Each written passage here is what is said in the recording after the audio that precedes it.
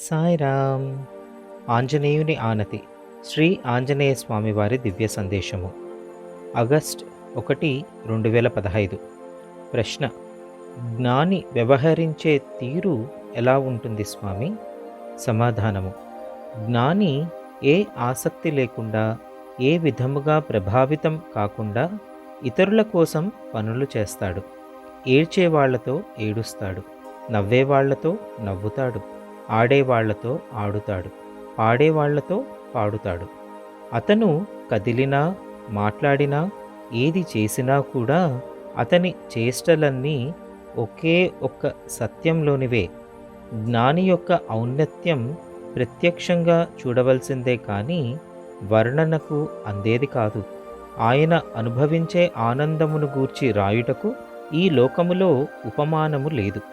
దేవుడు లేడని చెప్పేవాడు కూడా జ్ఞానికి దేవునిలాగే కనిపిస్తాడు.